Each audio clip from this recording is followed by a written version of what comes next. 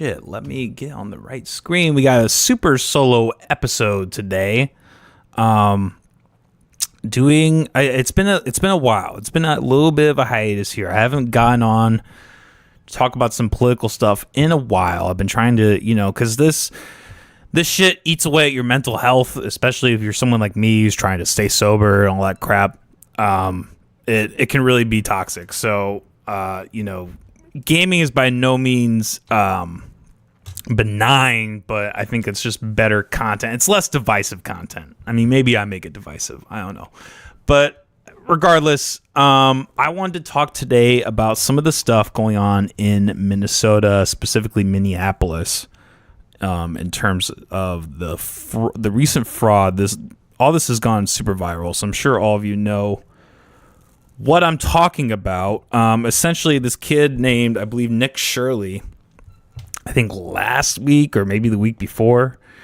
So I'm a little late on this. I apologize. But he dropped this basically a little mini documentary, about 45 minutes, talking about basically, I mean, literally in one afternoon, he went to all these different quote unquote learing or learning centers. One of them was literally misspelled, which is insane. But went to all these learning centers and childcare centers, and there wasn't a single kid there at all the entire afternoon. Now, I mean, to be fair, there are plenty of things that could have come to play, been at play when he made this. Maybe he went at weird hours. Maybe he went when there weren't kids there for some reason. There were not going to be kids, right? But look, I mean, if you're going to be a center that's going to, have supposedly all these people that you're getting government funds for, and there's not a single person there. Not only not a single person there, but the people who are working there, the Somalians, are literally refusing to speak to anyone. That's a little alarming, to say the least. And so I don't know. I just thought I would kind of just give... Well, actually, before I even give my thoughts on that, let's just look at this first article, because this happened yesterday. 2,000 federal agents deploying to Minneapolis in immigration crackdown fraud probe. The Trump administration has begun a mass... This is from CBS News, so take it with a grain of salt.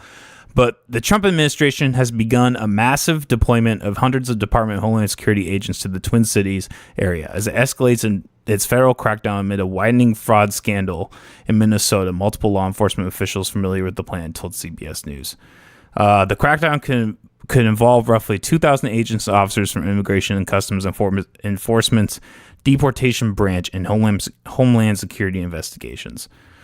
So that's a pretty wild amount. I don't even know if it's that wild. I guess before I address the whole shebang, let me just address this first. Because clearly, as people know, I'm not a fan of the deportation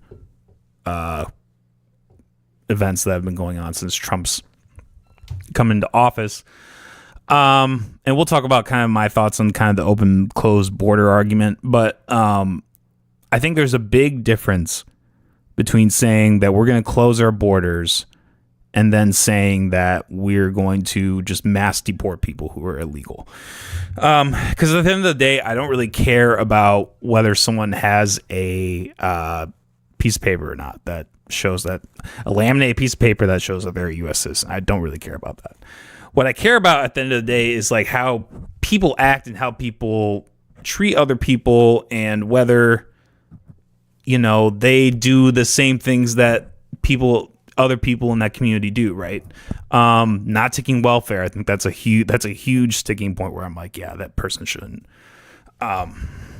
be doing that. But my solution to that wouldn't be we need to deport all these people. We just need to get rid of all this welfare. The whole point originally of immigration was that people could come to this country and take advantage of the economic growth and the benefits and the markets and what have you. Not to come in and just take stolen taxpayer dollars, right? An enormous amount of stolen taxpayer dollars. In the video, well, with what's happening in Minneapolis with the fraud, or I guess just the state of Minnesota in general, from what I understand, there's been over about $8 or $9 billion. Yeah, billion with a B dollars has been spent on these institutions. And look, you can be like the lefty who says like, oh, we need that money. We need that money to be diverted to this, to like give people childcare that can't afford it, blah, blah, blah. I think it's a weak argument, but let's even say that I agreed with you, right? They should be doing what they're paid to do, right?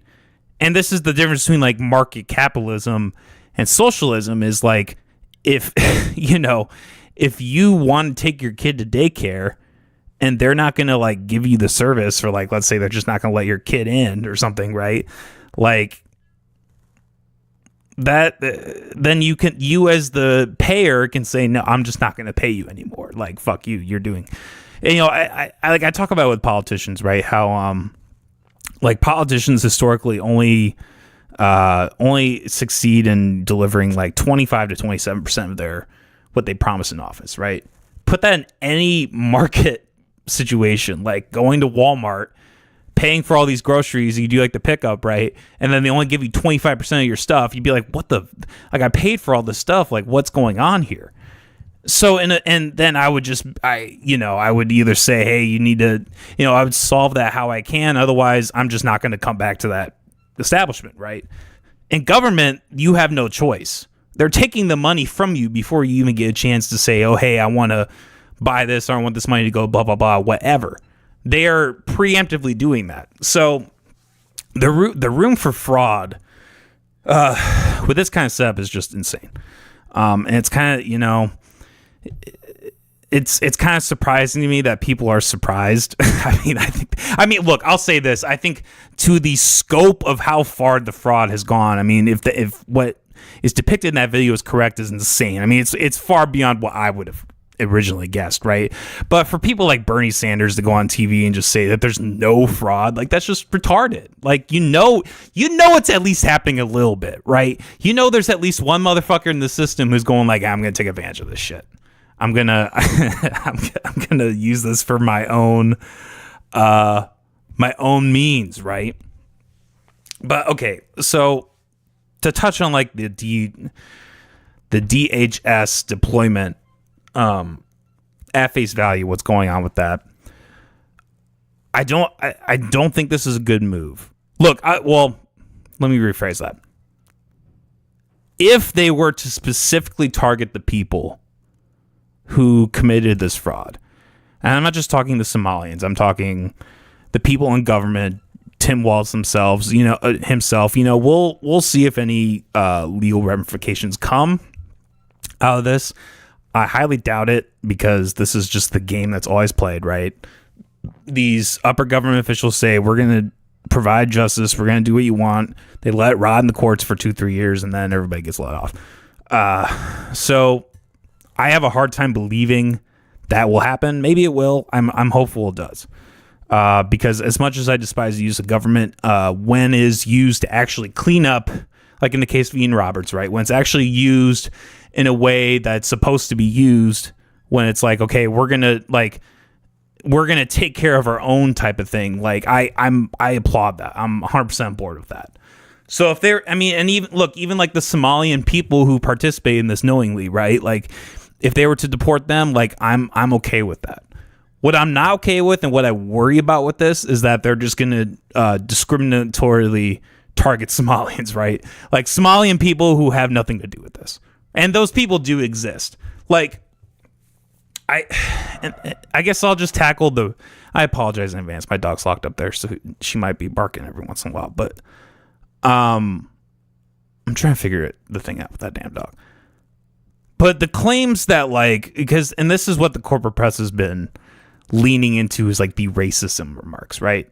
Because look, I'll say this, like, did Nick Shirley pick like the most like basic Trump supporter type of guy who obviously has so much time on his hands because he's retired or whatever, like, to do this. Like there is something kind of about that from like a I could see it through like a lefty lens of being like, oh well, these two racists just went around and targeted all these black run, these Somalian run daycares, right? I could kind of see the framing of that. I could kind of see how somebody could watch this and take that away from it, right? But like, look, it's not racist to go into a situation and say this group of people who all happen to share the same demographic are doing this thing. That's not racist. The same as if I were to go into a town where there was heavy KKK involvement and I went in on a meeting and everybody there is white, it's okay for me to say, hey, there's all these white people in this town who are participating in the KKK. The same logic applies to this. There are a bunch of Somalians who took advantage of the government, took advantage of the payments, are raking in millions of dollars like per site, per learning center, and there are no children there. Look, I've done jobs. I did a photography job once where I went around to schools in the area.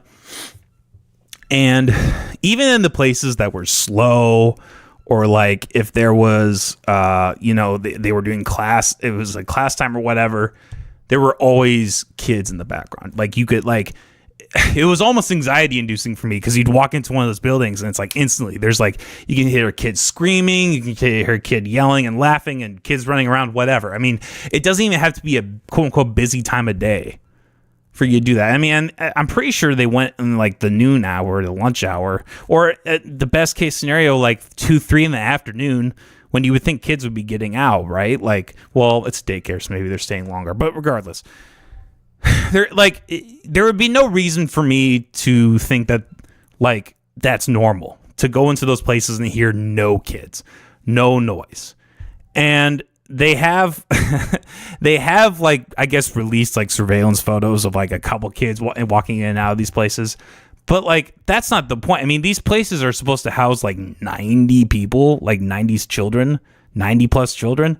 Look, if like, at the very least, that's fraud, right? Like if you're going to say that you have 90 people and you have like 10, then you shouldn't be like, taxpayers shouldn't be paying for the 90. They should be paying for the 10. And this is just a clear, obvious fraud. And it's honestly, I think one of the most hilarious things about this has just been watching the corporate press fumble with this, right? And they really have nobody to blame but themselves, because they've known about this for years. The people in the federal government know about this for years. There's no way in hell that anyone in Minneapolis like went to the like you're telling me these are the first people in Minneapolis who are like, hey, something's off here.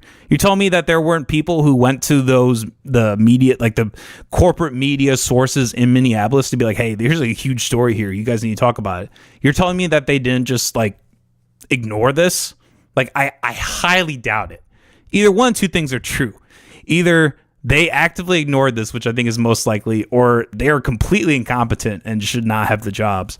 And this industry should just collapse, and people like me or other more prominent podcasters should take that reign, right? Which, I mean, we're already seeing, but yeah, look, I do worry about this deployment because, I mean, like with anything in government, it's just an overcorrection, right? Like, instead of them just saying, hey, we're going to go arrest Tim Waltz, we're going to go arrest, because that would make sense in any, like, if you were going to take down any group of people, you start from the top and go to the bottom, right? Firstly, because the people at the top are the most complicit. And secondly, it just makes sense, right? Like if you just go and we're going to, I can't think of the term, like the mob term, but like the people who are on the streets, like the lower rung people, right? Like if you just take them out, more are just going to fill their place because the money source is still there and the incentives are all still there, right? So, I mean, in my mind, this is just a poor way to go about it. And who knows, maybe there will be results. I doubt it. I highly doubt it. I wish I could be more positive about this kind of stuff, but I mean, especially with Trump's administration's track record, with all the corruption with the Epstein stuff, like I have a hard time believing that they're going to actually make any true headway when it comes to this. One more thing I wanted to talk about kind of on the subject before we potentially move on is I just kind of wanted to give my spiel on the whole open/closed border argument, because I think this obviously ties in hugely to what this is. Now, I don't know if I should be more educated on what the situation in Minneapolis with the Somalians are. I have friends who talk about it quite a bit, and I kind of gathered from that. But from what I understand, I mean, I don't know how much of the Somalian immigration is illegal per se. I know there were a lot that flooded into Minneapolis and Minnesota and the Minnesota state because of certain things that were going on. I know there's Somalia and then there's Somaliland, which is like, I think from what I understand, kind of like the not rebel, but like maybe just the people who are trying to get out of Somalia, for lack of a better term. And again, I'm not educated in this, but this is just from what I understand is what's going on. And so there has been an influx of the Somalian, group that have come into the city, into the state. Now, whether that's legal or illegal, I'm not sure. What can definitely be said is what they're doing with the centers is highly illegal. But anyways, regardless of what the situation is with that, I think it's important to talk about kind of my views on open and closed borders. And I've argued with a lot of people about this, a lot of libertarians and anarchists and this seems to be like a real sticking point. It's similar to abortion in a way, and I actually wanted to draw the comparison. So let's just focus on abortion. So there's the pro-life and the pro-choice camps. Those are really the two, what we've determined as the two sides when it comes to the abortion issue.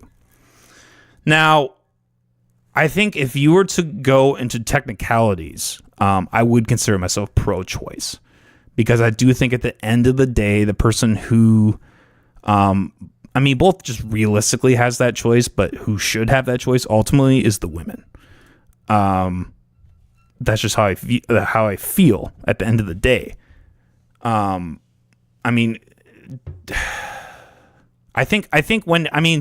Just analytically speaking and just on face value, like the women who are going to get abortions they're going to find a way to do it. When you had, these laws back in the day, they would just go to Mexico and all get go-hanger abortions, right? Like you're always going to find a way to, people who are pregnant and don't want to carry to term, they're always going to find a way to stop that, right?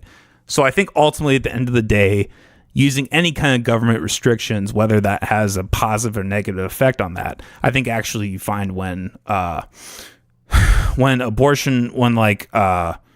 legal practices are put into place, abortion rates just skyrocket. The same thing happened after the creation of Roe v. Wade, and the same thing happened when Roe v. Wade got overturned.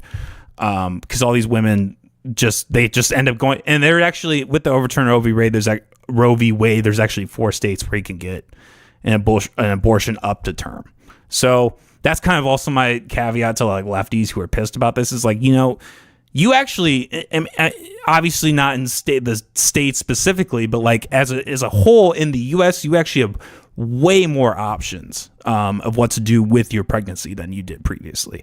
So it seemed really moronic for me to see all these leftists pissed about the Roe v. Wade overturn. I'm like, what are you guys talking about? Like, you guys can now go to Vermont or Maine or I think Colorado and one other one. You can go to these states and get an abortion at any point. I think in some cases, even after term, you can get abortions, which is, that's clearly murder at that point. I guess that's another discussion whether abortion is murder or not. But regardless of that, I don't think the state has a right to come in and tell you what to do on that. Now, that being said, when I look at the morality of abortion, I think it's immoral. 88% of the time, I think it's immoral. I remember seeing a stat once that like 25% of abortions are due to not being able to provide or not being financially stable. And I can sympathize with that. I can actually wrap my head around that and sympathize with that decision. I still think it's wrong, but I think that's at least a sympathetic case.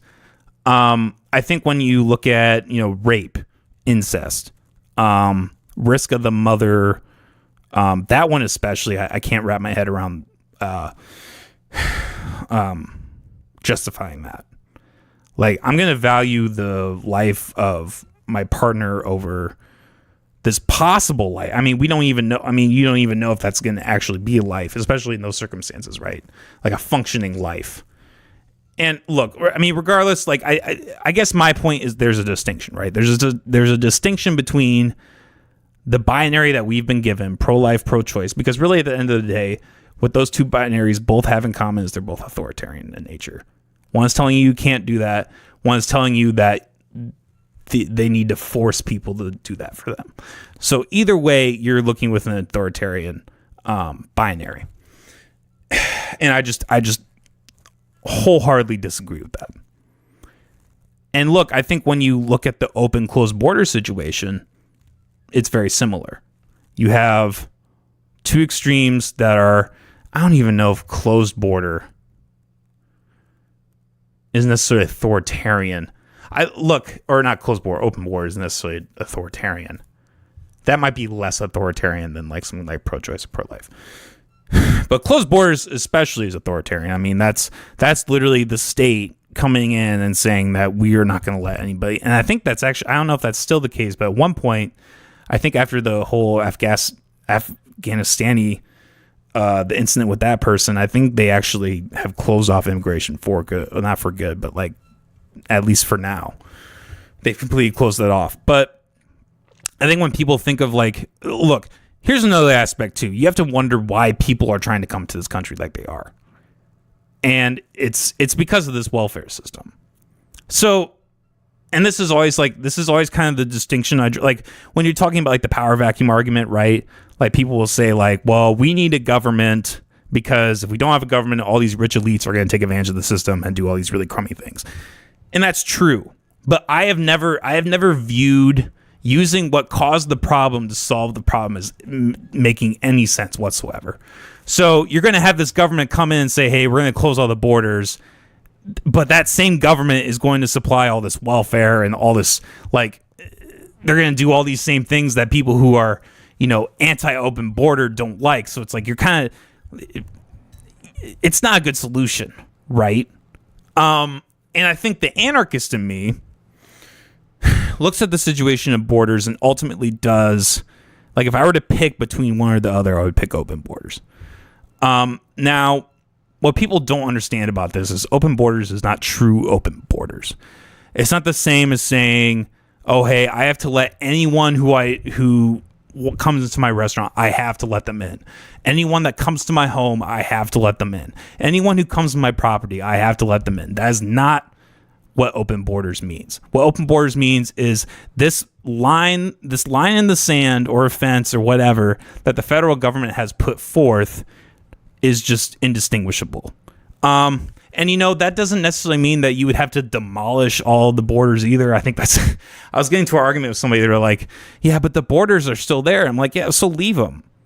Like what? Like let that play out. Like if there's a line of trees and you're like, this is the line. Okay, this is no longer the line. That doesn't mean you have to cut down all the trees. It's just a natural barrier, right? In this case, a man-made barrier, right? The same as like if a platypus builds a dam, that's not like a governing thing. That's just that platypus just went ahead and built that dam, right? The same as like, so I think in a quote unquote perfect world, it would all just divert into property rights. You could even literally have like the states do it, right? And I'm not a fan of that, but that would at least be a step in the right direction. So if Arizona wants to make themselves a shithole and be like, okay, we're going to let every single immigrant in and we're going to see what happens, let them do that, right? If a state like Iowa is like, hey, no, we don't want that, then let that play out as well. And the market will dictate that, and people will be able to see for themselves what really works and what really doesn't.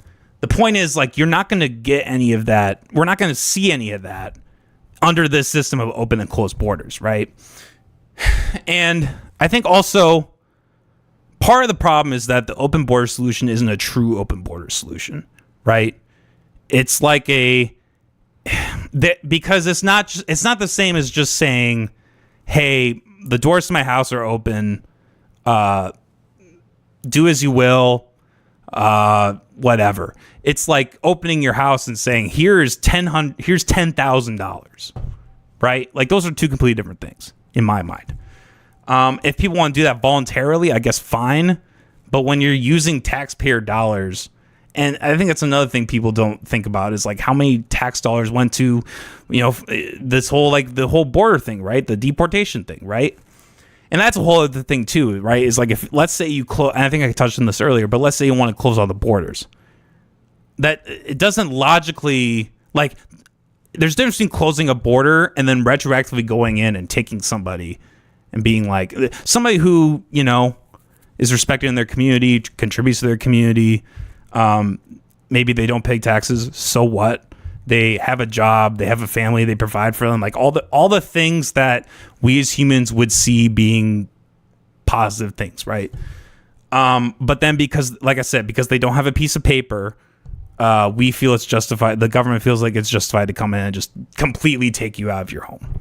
And people who have lived here for 10, 20 years. I mean, like, I've known a lot of people in my lifetime who were illegals. I don't think a single one of them was someone who I would have thought as being quote unquote criminal or a bad egg or any, like, they were all like kind people. I mean, they didn't speak the best English. So what? I mean, we have a phone where we can, like, if like, I work with Hispanic people right now. If they say something to me in Spanish, I can hold up my phone and have it translate in 5 seconds. I know what they've said. And look, I do think that there is kind of, when you have this closed border argument, like, it does kind of lead logically. If we're going to have a logical conclusion, it's going to be to racism, right? Like, we're a predominantly white country, and if people who aren't white aren't in that country, we're automatically going to target them, even though, like, people could be coming in illegally from Canada or Europe or whatever. Like, I don't think they really are to that extent anyways. But, like, it's not like you're just going to kind of play the race card in response to, I mean, really what the government, I mean, because the government originally was kind of a race card in a way too, right? Like, they, like, the whole reason, like, Democrats want open borders is because they want people to vote for them. But I don't think that's true open borders. Like, if you have the czar has a border and they open the border up, like, they can still close it at any point. Like, they, in a sense, that border still exists. I'm talking about the border not existing at all. I don't mean in a sense they have to demolish it. I mean, like, structurally, in terms of autonomy, like nothing's being enforced. Like, that border doesn't really exist. Like, if there's a wall but there's a bunch of holes in it, like, that's not really a border anymore, right? So I guess this is just kind of this is where I kind of fall on the line of, I think, an open borders type of guy at the end of the day. But that doesn't mean that people shouldn't be able to defend themselves. That doesn't mean people shouldn't have property rights. It just means this, like, if you want to get to a point where the federal government no longer exists, you have to be willing to take down every single aspect of it. Obviously there's priorities, right? Like, I would rather have the military state and the police state be taken down before healthcare. But, like, if anything that moves in the direction of we're going to give this back to the people, I applaud and I support. So that's kind of my stance on that. People heavily disagree with me on that. That's fine. But, I think at the end of the day, what the root of the problem is when it comes to this border issue is the incentives. And I truly, like, there actually was a point in semi-recent history where more people were leaving the country illegally than coming in illegally, right?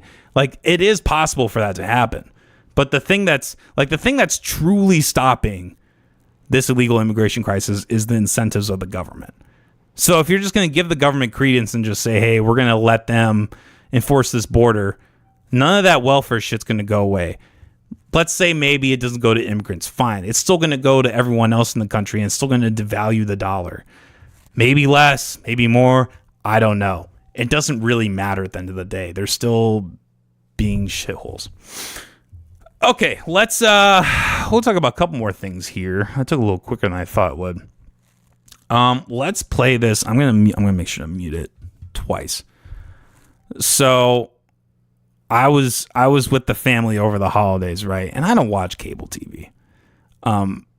Ever since I've become an adult, I've never bothered to get even like the dish where it's like you can get the 3-5 channels or whatever. Like I've just never bothered. I've always been like, it's all on YouTube. Like, why the fuck do I need to do that? So I'm completely ignorant to what happens in the corporate media and world and whatever. Like watching New Year's, I was like, this is crazy. You know, there's a funny story I heard where this guy made a bet. I think it's on one of those Kalshi apps or something. They made a bet to see if when the ball dropped, they were going to pan to like a gay couple kissing. It happened. The guy won like $300K. It was crazy. But because, you know, that's the thing with all this DEI stuff. It's like, it's predictable at this point. And I wanted to just play this video and talk about it a little bit. And it has a song that's copyrighted, so you're not going to be able to listen to the music, but let's just watch this. Let's just watch this and react. So I guess if you're on the audio, you can't. But basically, it's a black family in a car. And then everybody in the street is black. This house is black. Black people. And they're watching a car drive by. Also, kind of racist to like picture black people as being like, ooh, we want this, right? And as I'm pausing this, I did notice, I think there might be a white chick in there in the corner, but it's definitely not the focus and hard to tell. But anyways, let's keep watching this.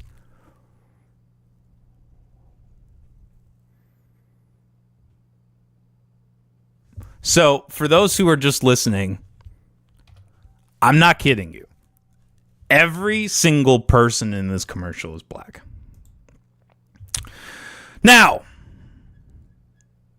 the obvious response by most people, or not, I shouldn't even say most people, the NPC type of person would say, what's wrong with that? What's wrong with that?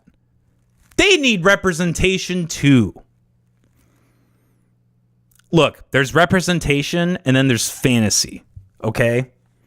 Here's the thing.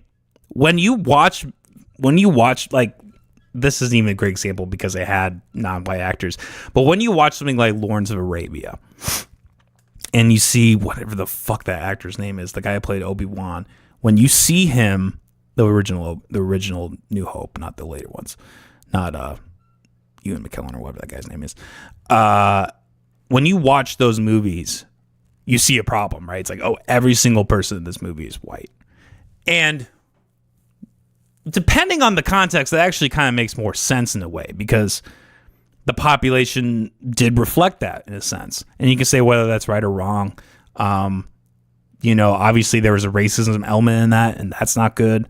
So, I mean, yeah, I wouldn't have a problem with them having some more non-white people in the movie. Like that at face value, I'm fine with that. I'm fine mixing up a little bit.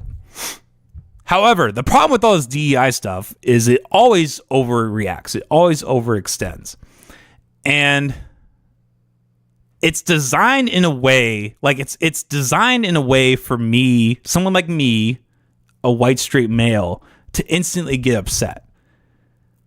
Like it's designed that way. Like that's the intention. Like with all these movies, with all these commercials, with all this corporate media DEI crap, it is the main reaction is this is going to piss off straight white people because they're not represented. That's not even the reason. Like, I don't really care if I'm represented. I think that's a big difference between like just me and non-white people in general, or women even. Like they all feel like this need to be represented. And maybe it's because I have been represented in a way. I don't know. Like, I'm not really like a typical male though. Like I'm a kind of a weird guy. I'm autistic. I don't watch sports. You know, like I'm not like your atypical white guy, right? So like I don't even know if that's accurate. But whatever. Let's say that race is all that matters. What have you? there's clearly something wrong with these kind of things, with these commercials, where it's like we are only going to cast black people. If it was mixed in a sense of like different races, like if we had some Chinese, we had some Hispanic, some like white woman, like, you know, I can, that's not as bad, at least, right? Like that's at least kind of like, okay, you're at least like trying to be diverse in some sense. But when everybody is black, that's kind of a problem. The same as if you had a commercial 10, 15 years ago and it was all white people. You could make an argument that that's a little problematic, even though that's a little more realistic. I mean, maybe this has risen, but like, I mean, the black population has not gone above 50% of America. It's like when you have these TV shows where you have like I can't remember what the show was called, but like there was a show that like it depicted like 17th century Russia, right? And there were like all these black people who had like these main supporting roles. And you look at that, you're like, that's just not historically accurate at all. And people can say, well, why does that bother you? Why does that bother you? It bothers me because I like truth. Okay. I really like truth. I'm a fan of it. I'm a fan of the truth. I enjoy when things are the truth, right? And when they're not, when you have these depictions that are just cartoonish and silly, it's not, look, here's the thing. It's not going to help black people out at all. If anything, it's just going to hype that stereotype of like, you know, this black power bullshit that a lot of black people that I know, you know, take that and they love it and they think that there's nothing problematic with it. There's nothing problematic with Black Lives Matter, where the symbol is literally a black fist, identical to what white people did in the KKK and the Soviet Union, or not Soviet Union, Nazism or whatever, like literally identical to that. But like, we're just going to take that shit and do it ourselves. Like, I can't understand why people would logically look at this and think this isn't problematic. And the reason is because they're not thinking logically. They're thinking emotionally. And like I've said, emotion trumps logic every time. And when you do these things, these socialist measures, these socialist DEI measures, they will hurt people. It happened in Maoist China. It's happened plenty of other places where you actually have real world consequences with these kind of things. Excuse me. Now, you can say, Coleman, this is silly. It's just a commercial. This is programming. You know who owns Hyundai? It's not black people. Okay? It's Asian people. Not even white. and they are not depicting anything of their demographic or anything that resembles like a true American demographic. You know why? Because they want to sell cars. Like, they have no interest in like giving the accurate truth, right? They want to sell shit. But people are stupid and they'll look at this and they'll say, oh, this is accurate. This is how it should be. And I shouldn't like say that like there aren't black people that recognize this, right? Like, I actually find that there are a lot more black people than white people who recognize this, right? Like, when I have conversations with black people, they're like totally, they're like, yeah, this is bullshit. Like, this is the exact same thing that we were so pissed about white people for doing, and now black people are doing the same thing. And look, I mean, I think that at the end of the day just shows that like race is just in a sense kind of irrelevant. I mean, it's relevant in some senses, but like when it comes to people, core people, it's just kind of a part of them. Like, I'm not a certain way because I'm white. Black people aren't a certain way because they're black. Hispanic people aren't a certain way because they're Hispanic. It's a trait. They may have certain tendencies and qualities that are attributed to that trait, but it's not the entirety of that person. And when you have something like this commercial that's just going to embody this thing where it's like, this is the entirety of these people. Like, black, good. Like, that's not human. That's not, they don't care. They don't care about these people. They want to make money. And I think at the end of the day, similarly to what happened with the Somalians, I think that group of people is going to suffer the most, because look, there is going to be a point in time. It's similar to what happened with Obama, right? Like Obama was president, and then America said, "Fuck that. We're gonna have the worst. We're gonna have like the worst white people run this country because fuck you." Like that's the whole reason with why they do that. I got a question here. It's been 30 plus years. It's time to come clean to us and tell us what happened to Jimmy Hoffa and my involvement. You talking about white people? Yeah, I mean, I agree. I agree. We should know what happened to Jimmy Hoffa. Will we ever? Probably not. I mean, I know they made a movie about it. That was okay. It was way too long, but and guys, if you guys ever have questions, I'll definitely drop them in the chat, and I'll definitely try to address them as we go. But yeah, man, this DEI stuff is crap. I've always resented it, and I resent it. Look, here's I've explained this before. I think here's the difference between like the DEI movement and what it's reacting to, right? Which is like this crony system, not even crony, like this this elite system where like whites owned everything, right? And that's not inaccurate by any means. Like there is accuracy to it. Maybe not in the terms with these elites, but I think people as a whole, I think in that time period before all this DEI nonsense, like it was a lot of naivety and it was a lot of ignorance. It wasn't intent. Like, I don't think like people went to the movies and were like, oh, there's always white people. I don't think that was like intentionally, like, I don't think they were like gleeful or intentionally whatever because they didn't see any black people in it. I think it was just kind of that was what they were used to, right? Like, and it kind of makes sense, right? Like if you're in like in a predominantly white neighborhood and then people of different races come, like you're obviously going to have some kind of, there's going to be some kind of, at the very least, weirdness to, the regular Joe people. Now we can educate people and, promote them to not just view people based on their race. Hey, maybe this person's not white, but they might also have a lot to offer, whether in a market sense or just a personal sense, right? And there's nothing wrong with that. There's nothing wrong with educating people about that. But when I look at like the DEI stuff, like Barbie was a big example, right? And I do think that movie was a little overhyped in terms of like how much DEI crap it really, or like how anti-man it was. I mean, I thought there were pretty good jokes about both men and women in that, but the message was still very clear, right? That like all men are misogynist pieces of shit. They all want blah blah blah blah blah, right? I think the big difference between now and then is the people that make that stuff now, they know what they're doing. Nobody is naive enough. Like nobody's that naive like they were before. We're just casting non-white people. What are we doing wrong? Like it's not that at all. They know exactly what they're doing. I'm sure the representation thing is part of it, but they're also trying to stick it to them. They're trying to give this negative message of that group of people that they oppose.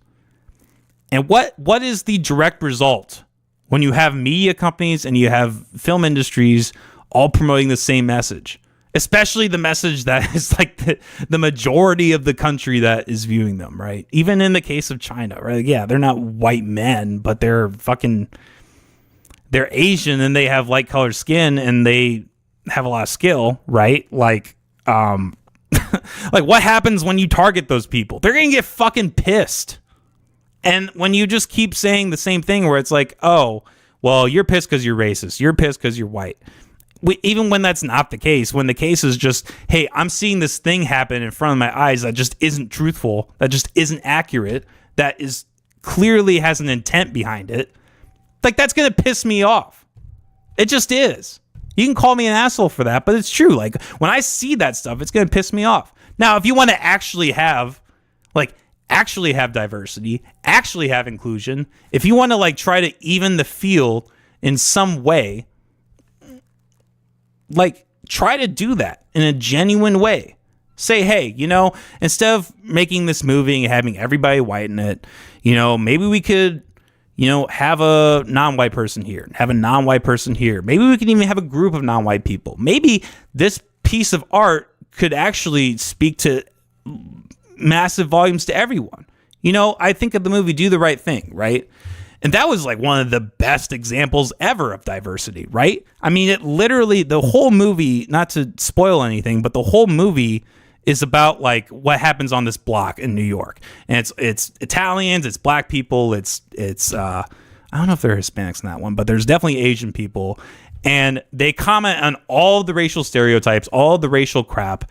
And at the end of the movie, it actually has a pretty touching and, educational lesson of like, all these people have all these different backgrounds and all these different ways of understanding these people. There isn't one group of people that's superior to the other. Like, we're all just kind of human, right? And it's a great message. I highly recommend everybody watch that movie.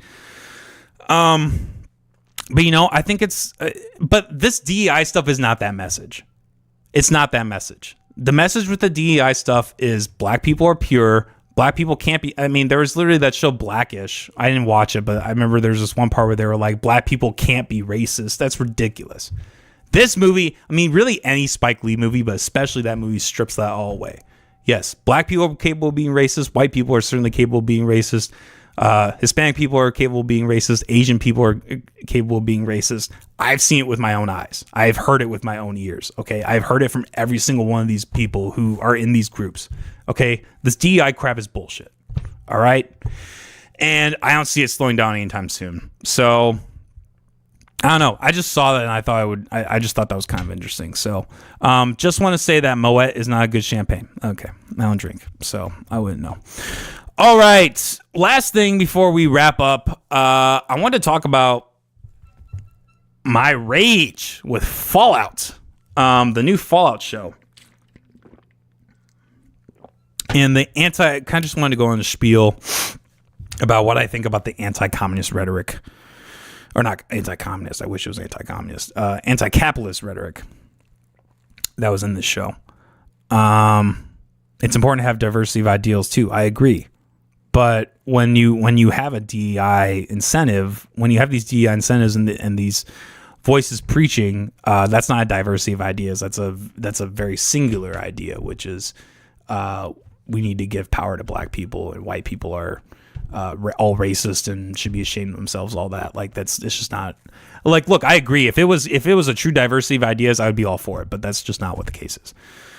And something like the corporate press, they're just incapable of doing that because it works against them. Anyways, this Fallout, what's been pissing me off about Fallout is as someone who has always enjoyed the games.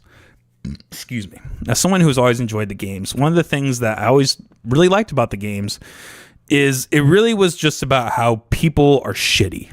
Like, that was kind of the main core of it. Like, it didn't matter if it was capitalist. It didn't matter if it was the government. Like, in Fallout New Vegas, for instance, there are all these different factions, all these different types of people who either do the right thing or they do the incorrect thing. Like Kaiser's Legion is not great. The NCR isn't great. The Brotherhood isn't great. Like, none of these factions are good factions. And I don't think Fallout necessarily plays that card. I think they're at least willing to be critical of those factions. But look, I think in the end, like at the end of season 1, there was this huge reveal that all these corporations got together and decided to nuke all the citizens of the United States, all their customers, right? Like, these people who want to sell things. They think it's a great idea to nuke their customers. Like, that at face value is just cartoonish and stupid. I think if you look at something like game theory, like I find it highly unlikely that these businesses would even trust each other enough to be like, get together and be like, okay, we're gonna have one unified thing. When that happens, it's the government almost every time. And also, not to mention, like, people talk about this with like the nukes with libertarians, but like, who created the nukes in the first place? It was the fucking government. I think it would have been, maybe it would have happened eventually, but I highly doubt it would have happened to the scale that it happened to if it was not for the government. So that's something to consider too. But this new season of Fallout has, so for the last season, I mean, it kind of ended with that, but I came away from the whole season like liking it overall. I'm like, they really got the vibe of the games. They really like all these things. Like, they brought new stuff as well, and but like none of it seemed like cliche or like out of character. Like, the humor of the show was spot on, and I really came away liking it, and I was really excited for season 2. However, I rage quit on episode 3 of season 2 when it opened up. Not this wasn't the point, but it opened up with one of the characters running a child's sweatshop, right? And I'm not gonna sit here and act like that never happens, right? I'm not gonna sit here and act like child exploitation happens. But just like with the DEI messaging, right? Like the people who are watching these shows aren't critically thinking through this. They're not critically thinking like, oh, is this an accurate depiction? Like they're being fed a message, and then there's this little part in their brain that says, oh, that's how it is. And you know, the creators of the show have apparently said that they are not anti-capitalist, that's not the messaging of the show, but then also they'll say that they believe corporations are the biggest evil. So it's like, yeah, that kind of those kind of two things kind of cancel each other out, right? And even if it's unbiased, like, or not unbiased, even if it's unintentional bias, like even if they don't actually think that that's the case, like that intrinsic bias is going to play a part into them creating the show, right? So one of the things that really upset me about that was just this barrage of hating on capitalism, and I think like really not even capitalism, but corporations. And I think this is just like, this is almost, I mean, talk about intentionality. I think this has been an intentionality, is that these corporations, the reason that they're corporations is because of the government. Plain and simple. They are backed by the big banks. They can't truly fail. Like if I were to start a business, there's a very good chance of me failing. When you're a corporation, there's almost no chance of you failing. And even if you do fail, you've made so much fucking money that you can just go right around, start a new business, and have your placeholder. Similar to like the Somali stuff, right? Like how there were childcares that failed, and then they just opened up a new childcare literally in the same building and had the same amount of money. It's like there's no competition in that, right? And one of the things about Fallout that was always so great to me was like there was kind of a sense of like free market capitalism. Like you would go to these different places and people would have things to sell, and you would buy them. And I'm like, yeah, that like in a post-nuclear Fallout situation, that would probably happen to some extent, because that is the human thing to do. The human thing to do is capitalism, is to say, I have a product, you have something to trade, money or another product or whatever, and let's make this mutual exchange. Government is not human. Government is the mob, essentially. I mean, literally the mob. And when these corporations act like mobs, they're acting more akin to government. And there's also just an irony in the fact that, like, you know, Amazon is one of the biggest corporations in the world, and they're going to produce a show that has an anti-capitalist messaging, right?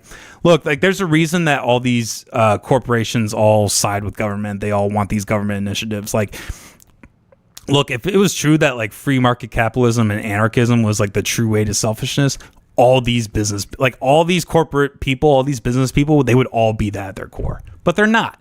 They all support, like, EBT and like universal basic income and like all these, like, they all support these government initiatives. Elon Musk has talked about how he thinks that humans should just have universal basic income. And it's like, what, like the guy who's like the quote unquote, like the biggest, one of the biggest capitalists in the world, supposedly, like he still wants all these government programs. So the messaging was clear. I thought, you know, and it pissed me off. It pissed me off. I was so hyped about Fallout, and they ruined it. I had Fallout on wallpaper. I changed it to Tim Waltz. I'll show you guys right now. It's Tim Waltz sucking cum from a horse, right? And